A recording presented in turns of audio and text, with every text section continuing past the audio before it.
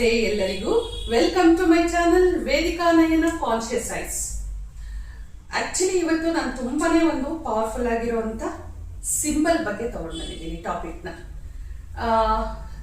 ಯಾರೆಲ್ಲ ರೇಖೆಯನ್ನ ಪ್ರಾಕ್ಟೀಸ್ ಮಾಡ್ತಾ ಇದ್ದೀರಿ, ಹಾಗೇನೆ ಇನ್ನು ಯಾರೆಲ್ಲ ರೇಖೆಯನ್ನ ಕಲಿಬೇಕು ಅಂತ ಅನ್ಕೊಂಡಿದ್ದೀರಿ, ದಯವಿಟ್ಟು ನನ್ನನ್ನ ಕಾಂಟ್ಯಾಕ್ಟ್ ಮಾಡಿ. ರೇಖೆ ಅಂದ ತಕ್ಷಣ ಎಷ್ಟೋ ಜನಕ್ಕೆ ಒಂದಷ್ಟು ಕನ್ಫ್ಯೂಷನ್ ಇದೆ. ಸೊ ಇದನ್ನ ಎಷ್ಟೋ ಜನ ಸೋಷಿಯಲ್ ಮೀಡಿಯಾದಲ್ಲಿ ವಿಡಿಯೋಸ್ನ ನೋಡ್ಕೊಂಡು ಎಷ್ಟೋ ಜನ ಪ್ರಾಕ್ಟೀಸ್ ಮಾಡ್ತಾ ಇದ್ದೀರಿ. ಖಂಡಿತ ಅದು ನಿಮಗೆ ಇನ್ಫಾರ್ಮೇಶನ್ ಸಿಗ್ಬಹುದು ಬಿಟ್ರೆ, ನಿಮಗೆ ಒಂದು ರೇಖೆ ಬಗ್ಗೆ ಒಂದು ನಾಲೆಡ್ಜ್ ಸಿಗ್ಬೋದು ಬಿಟ್ರೆ ನಿಮಗೆ ಉಪಯೋಗ ಮಾಡ್ಕೊಳಕ್ ಬರಲ್ಲ. ಯಾಕೆ ಅಂದ್ರೆ ರೇಖೆಯನ್ನ ಉಪಯೋಗ ಮಾಡಬೇಕು ಅಂದ್ರೆ ಸರಿಯಾದ ರೀತಿಯಲ್ಲಿ ದೀಕ್ಷೆ ನಿಮಗೆ ಸಿಕ್ಕಿರ್ಲೇಬೇಕು. ನೀವೆಲ್ಲ ಉಪಯೋಗ ಮಾಡ್ತಾ ರಿಸಲ್ಟ್ ಬಂದಿಲ್ಲ ಅಂತ ಅನ್ಕೊಳ್ತೀರಿ ಅಲ್ವಾ, ದೀಕ್ಷೆ ನಿಮಗೆ ಸಿಕ್ಕಿರೋಲ್ಲ. ಅದಕ್ಕೋಸ್ಕರನೇ ಯಾರಿಗೂ ಅದಕ್ಕೆ ಉತ್ತರ ಬಂದಿರಲ್ಲ. ಇದನ್ನ ನೀವು ಕ್ಲಿಯರ್ ಆಗಿ ತಿಳ್ಕೊಂಡ್ಬಿಡಿ. ಯಾರಿಗೆಲ್ಲ ದೀಕ್ಷೆ ಸಿಕ್ಕಿದೆಯೋ ಅವ್ರು ಮಾತ್ರ ರೇಖೆಯನ್ನ ಉಪಯೋಗ ಮಾಡ್ಕೊಳ್ಬೇಕು. ದೀಕ್ಷೆ ಅನ್ನೋದು ಕೂಡ ತುಂಬಾ ಇಂಪಾರ್ಟೆಂಟ್. ಅದು ಇಲ್ದೇನೆ ನಿಮ್ಗೆ ನೋಡಿ, ಇವಾಗ ಸುಮ್ನೆ ಕಣ್ಮುಚ್ಕೊಂಡು ನಮಗೆ ರೇಖೆ ಶಕ್ತಿ ಬಂದಿದೆ ಅಂತ ಹೇಳಿದ್ರೆ ಆಗತ್ತಾ? ಆಗಲ್ಲ ಖಂಡಿತ. ಅದು ಮೋಸ್ಟ್ಲಿ ಅದು ಏನೋ ನಿಮ್ಮ ಮೈಂಡ್ ಕ್ಲಿಯರ್ ಆಗಿ ನೀವು ಅನ್ಕೊಳ್ಬೋದೇ ವಿನಃ ಸರಿಯಾದ ರೇಖೆಯ ಒಂದು ಶಕ್ತಿಯನ್ನ ನೀವು ಅನುಭವ ಪಡಿಬೇಕು, ಅದರಿಂದ ಉಪಯೋಗ ಪಡಿಬೇಕು ಅಂದ್ರೆ ನಿಮ್ಗೆ ರೇಖೆಯ ದೀಕ್ಷೆ ಆಗಿರ್ಲೇಬೇಕು. ಅದಕ್ಕೆ ಕೋರ್ಸ್ ಅಟೆಂಡ್ ಮಾಡ್ಲೇಬೇಕು, ಕ್ಲಾಸಿಗೆ ಜಾಯಿನ್ ಆಗ್ಲೇಬೇಕು. ಇದನ್ನ ನಾನು ಕ್ಲಿಯರ್ ಮಾಡ್ತಾ ಇದ್ದೀನಿ.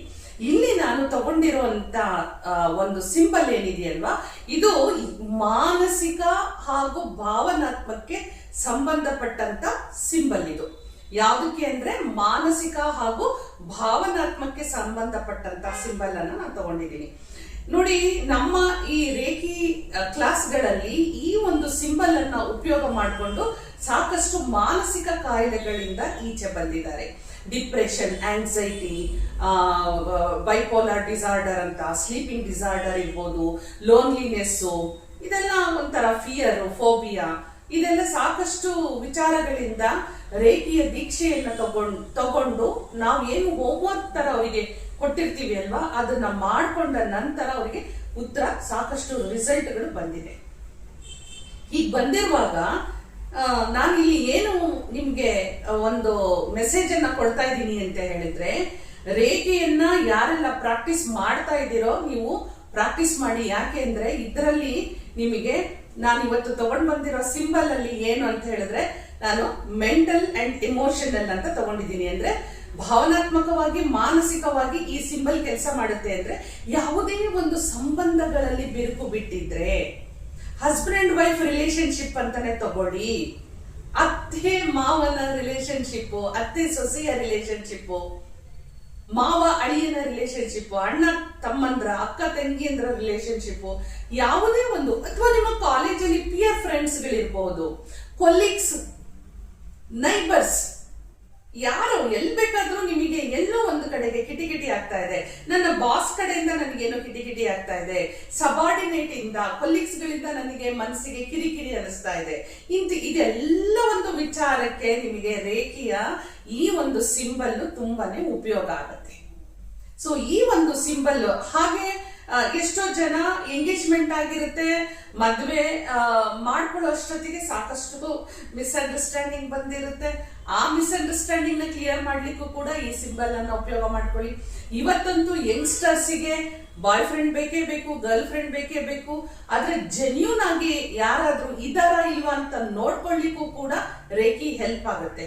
ನಿಮಗೆ ಯಾರಿಂದನೇ ಒಂದು ಚೀಟ್ ಆಗ್ತಾ ಇದೆ, ಫ್ರಾಡ್ ಆಗ್ತಾ ಇದೆ ಅಂತ ಅನ್ಸಿದ್ರೆ ರೇಖಿ ಖಂಡಿತ ಇದನ್ನ ನಿಮ್ಮಿಬ್ರು ಒಂದು ಮಾಡೋದೇ ಇಲ್ಲ. ಮುಂದೆ ಆಗುವಂತ ಯಾವುದೇ ಒಂದು ಕೆಟ್ಟ ದುಷ್ಟ ಪರಿಣಾಮಗಳನ್ನ ಇಲ್ಲೇ ನಿಮಗೆ ಅದು ಕ್ಲಿಯರ್ ಮಾಡಿ ಕೊಟ್ಟು ಬಿಡುತ್ತೆ. ಅಷ್ಟೊಂದು ಪವರ್ಫುಲ್ ಇದೆ ರೇಖಿ ವಿದ್ಯೆ ಹಾಗೂ ರೇಖೆಯನ್ನ ನೀವು ಪ್ರಾಕ್ಟೀಸ್ ಮಾಡೋವಂಥದ್ದು. ಹೀಗಿರುವಾಗ ಇವತ್ತು ನಾನು ನಿಮ್ಗೆ ಕೊಡ್ತಾ ಇರುವಂತ ಈ ಸಿಂಬಲ್ ಯಾವುದು ಅಂತ ಹೇಳಿದ್ರೆ ಸೇಹಿಕಿ.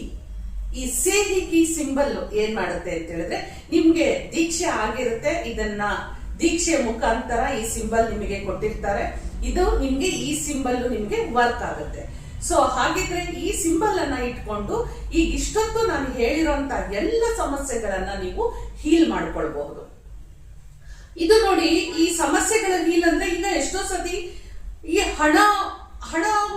ಹಣದ ವಿಚಾರ ಬಂದ್ರೆ ನನಗೆ ಯಾಕೋ ತುಂಬಾ ದುಃಖ ಆಗುತ್ತೆ, ಹಣದ ವಿಚಾರ ಬಂದ್ರೆ ನನಗೆ ಯಾಕೋ ಒಂದು ಹರ್ಡಲ್ ಬರುತ್ತೆ, ಅಡೆತಡೆ ಬರುತ್ತೆ ಅನ್ನೋರು ಕೂಡ ಈ ಒಂದು ಹಣ ಮತ್ತು ನಿಮಗೂ ಇರುವಂತ ಯಾವುದೇ ಒಂದು ತಡೆಗೋಡೆ, ಬ್ಲಾಕೇಜ್ ಅಂತ ನಾವೇನ್ ಕರಿತೀವಿ ಅಲ್ವಾ, ಇದನ್ನು ಕೂಡ ರಿಮೂವ್ ಮಾಡ್ಲಿಕ್ಕೆ ನಿಮ್ಗೆ ಸೇಹಿಕಿ ಹೆಲ್ಪ್ ಆಗುತ್ತೆ. ಸೇಹಿಕಿ ಬಗ್ಗೆ ನಿಮ್ಗೆ ಹೇಳ್ತಾ ಹೋದ್ರೆ ಒಂದು 10 ವಿಡಿಯೋ ಮಾಡಿದ್ರು ಅದು ಕಮ್ಮಿನೇ ಆಗುತ್ತೆ. ಅಷ್ಟೊಂದು ಇನ್ಫಾರ್ಮೇಶನ್ ಸಿಗುತ್ತೆ ನಿಮಗೆ ರೇಖಿಯಲ್ಲಿ ಹಾಗೂ ನಿಮಗೆ ಸೇಹಿಕಿ ಉಪಯೋಗ ಮಾಡ್ಕೊಳ್ಳೋದ್ರಲ್ಲಿ.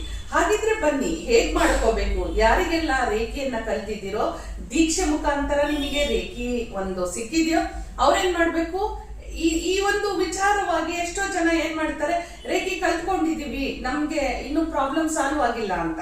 ನಾನು ಹೇಳೋದೇನು ಅಂದ್ರೆ, ನೀವು ಇಷ್ಟೆಲ್ಲ ಟ್ರೈ ಮಾಡಿರಲ್ಲ, ಇಷ್ಟೆಲ್ಲ ಡೀಟೇಲ್ ಆಗಿ ಹೋಗಿರಲ್ಲ, ಡೀಪ್ ಆಗಿ ಹೋಗಿರಲ್ಲ, ಡೆಪ್ತ್ ಆಗಿ ನೀವು ತಿಳ್ಕೊಂಡಿರಲ್ಲ. ರೇಖೆ ಅನ್ನೋದು ಒಂದು ಆರ್ಟ್, ಇಟ್ಸ್ ಒಂದು ಕ್ರಿಯೇಟಿವ್. ನೀವೆಷ್ಟು ನೀವು ಇದನ್ನ ಕ್ರಿಯೇಟಿವ್ ಆಗಿ ಯೂಸ್ ಮಾಡ್ಕೊಳ್ತೀರೋ ಅಷ್ಟು ನಿಮಗೆ ಉತ್ತರ ಸಿಗತ್ತೆ. ಅಂತವರೆಲ್ಲ ಏನ್ ಮಾಡ್ಬೇಕೀಗ, ಹಾಗಾದ್ರೆ ನಿಮ್ಗೆ ರೇಖಿ ಪ್ರೊಸೀಜರ್ ಅಂತೂ ನಿಮ್ಗೆ ಕ್ಲಾಸ್ ಯಾರೆಲ್ಲ ಕಲ್ತಿರ್ತೀರೋ ಅವ್ರಿಗೆ ಗೊತ್ತಿರುತ್ತೆ. ಯಾಕಂದ್ರೆ ನಮ್ಮ ಕ್ಲಾಸಲ್ಲಂತೂ ರೇಖಿಯ ಒಂದು ಪ್ರೊಸೀಜರ್ಗೆನೆ ನಾವು ಮಿನಿಮಮ್ ಅಂದ್ರೂ 5 ರಿಂದ 10 ನಿಮಿಷ ಟೈಮ್ ತಗೊಳ್ತೀವಿ.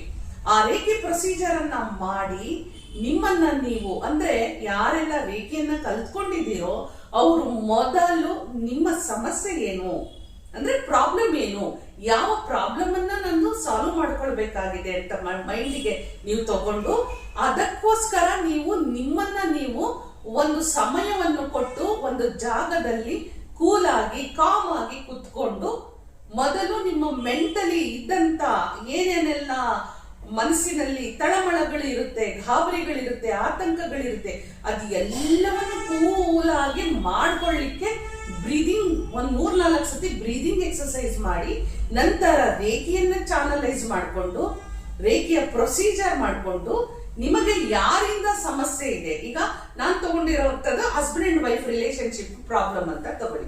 ಹಸ್ಬೆಂಡ್ ಕಲ್ತಿದ್ರೆ ವೈಫ್ ಬಗ್ಗೆ ಮಾಡಿ, ವೈಫ್ ಕಲ್ತ್ಕೊಂಡಿದ್ದಾರೆ ಅಂದ್ರೆ ಹಸ್ಬೆಂಡ್ ಬಗ್ಗೆ. ಸೊ ನಿಮ್ಮಿಬ್ಬರಿಗೂ ಒಂದು ಎನರ್ಜಿ ಏನೇನೆಲ್ಲ ಬ್ಲಾಕ್ ಆಗಿದೆ, ನೆಗೆಟಿವ್ ಆಗಿದೆ, ಟಾಕ್ಸಿಕ್ ಇದೆ ಮಧ್ಯದಲ್ಲಿ, ಇದೆಲ್ಲವನ್ನು ನೀವು ಫಸ್ಟ್ ಸಿಂಬಲ್ಗಳ ಇದನ್ನ ಅಪ್ಲೈ ಮಾಡಿ. ಯಾಕಂದ್ರೆ ರೇಖಿನಲ್ಲಿ 3 ಸಿಂಬಲ್ಸ್ ಗಳನ್ನ ನೀವು ಯೂಸ್ ಮಾಡಲೇಬೇಕಾಗುತ್ತೆ. ಅದರಲ್ಲಿ ರಿಲೇಶನ್ಶಿಪ್ ಅಂತ ಬಂದಾಗ ಮೇನ್ ಆಗಿ ಈ ಸೇಹಿಕಿ ಸಿಂಬಲ್ ಅನ್ನ ನೀವು ಅಪ್ಲೈ ಮಾಡಬೇಕಾಗುತ್ತೆ. ಫಸ್ಟ್ ನೀವು ನಿಮ್ಮಿಬ್ಬರಲ್ಲಿ ಇರೋಂತ ನೆಗೆಟಿವಿಟೀಸ್ ಅನ್ನ ರಿಮೂವ್ ಮಾಡಿ, ಬ್ಲಾಕೇಜಸ್ ನ ರಿಮೂವ್ ಮಾಡಿ, ಹಾಗೆ ನಿಮ್ಗೆ ಏನ್ ಟಾಕ್ಸಿಕ್ ಇದೆ ಅದನ್ನ ರಿಮೂವ್ ಮಾಡಿ, ನಂತರ ನೀವು ಸಿಂಬಲ್ ಗಳನ್ನ ಅಪ್ಲೈ ಮಾಡಿ. ಅದರಲ್ಲೂ ದೊಡ್ಡದಾಗಿ ಸೇಹಿಕಿ ಸಿಂಬಲ್ ಅನ್ನ ಅಪ್ಲೈ ಮಾಡಿ. ಏನ್ ಹೇಳ್ಬೇಕು, ಇಷ್ಟೆಲ್ಲ ರಿಮೂವ್ ಮಾಡಿದ ನಂತರ ನಿಮಗೆ ಏನ್ ಬೇಕೋ, ಹಸ್ಬೆಂಡ್ ಅಂಡ್ ವೈಫ್ ರಿಲೇಶನ್ಶಿಪ್ ಅಲ್ಲಿ ನಮ್ಮ ಇಬ್ರದು ಒಬ್ರಿಗೊಬ್ರು ನಾವು ತುಂಬಾ ಅಂಡರ್ಸ್ಟ್ಯಾಂಡಿಂಗ್ ಅಲ್ಲಿ ಇದೀವಿ, ಕೇರ್ ಮಾಡ್ತಾ ಇದೀವಿ, ಲವ್ ಮಾಡ್ತಾ ಇದೀವಿ. ಯಾವುದೇ ಒಂದು ಫ್ಯಾಮಿಲಿಯಲ್ಲಿ ಯಾವುದೇ ಒಂದು ಪ್ರಾಬ್ಲಮ್ ಬಂದ್ರು ನಾವಿಬ್ರು ನಿಂತ್ಕೊಂಡು ಒಟ್ಟಿಗೆ ಇದನ್ನ ಸಾಲ್ವ್ ಮಾಡ್ಕೊಳ್ತಾ ಇದೀವಿ. ಅಷ್ಟು ಅಂಡರ್ಸ್ಟ್ಯಾಂಡಿಂಗ್ ಇದೆ, ಅಷ್ಟು ಲವ್ ಇದೆ, ಒಬ್ರಿಗೊಬ್ರು ಕೇರ್ ಮಾಡ್ತಾ ಇದೀವಿ, ಅನ್ಕಂಡೀಷನಲ್ ಲವ್ ಇದೆ ಇಬ್ರಲ್ಲೂ ಅನ್ನೋಂಥದ್ದನ್ನ ನೀವು ಸಾಕಷ್ಟು ಅವರಿಗೆ ಪಾಸ್ ಮಾಡ್ತಾ ಹೋಗಿ.